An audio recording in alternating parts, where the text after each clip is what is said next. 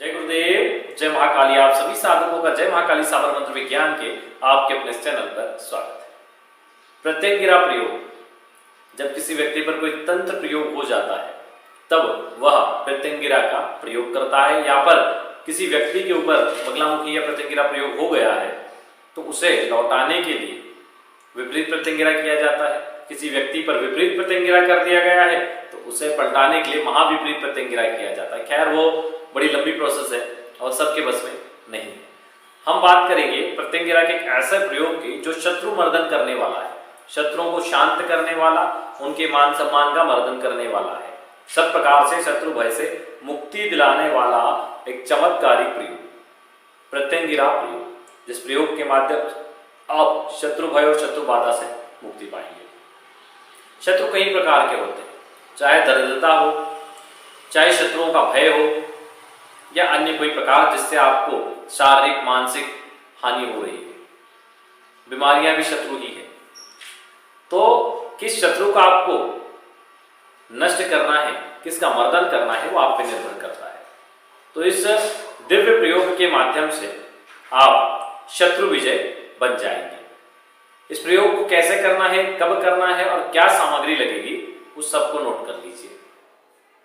इस प्रयोग में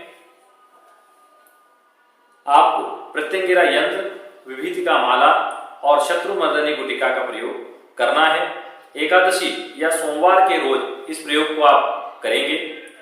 यह रात्रिकालीन प्रयोग है। साधक रात्रि में 10 बजे के बाद पश्चिम दिशा की ओर मुख करके लाल आसन पर बैठ जाएं। सामने चौकी पर, यानी जो लकड़ी की चौकी है उस पर लाल कपड़ा बिछाकर किसी स्टील या तांबे की प्लेट में कुमकुम से रंगे हुए जो चावल हों अपने शत्रु विशेष के नाम से अंकित करके यंत्र की स्थापना करें। मतलब शत्रु का ध्यान करते हुए उनके वहां पे डाल दें और उसके ऊपर यंत्र को स्थापित कर दें।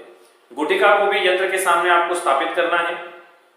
बाद में इंद्र, वरुण, कुबेर और यम जो 4 दिशाओं के अधिपति हैं उनके निमित्त 4 दीपक सरसों तेल के जला दें चारों दिशाओं में, यानी कि प्लेट के चारों दिशाओं में। चारों देवताओं को अपनी पूर्ण मनोरथ सिद्धि के लिए कुमकुम, अक्षत, धूप, दीप से पूजन करें उन दीपकों का। यंत्र और गुटिका को भी कुमकुम और अक्षत चढ़ाकर पूजन करें। लाल रंग के पुष्प चढ़ाएं। चूंकि ये शत्रुमर्दन प्रयोग है इसलिए लाल रंग की चीजों का प्रयोग है, अधिकतर पीले का होता है। धूप दीप जलते रहना चाहिए पूरे साधना काल में।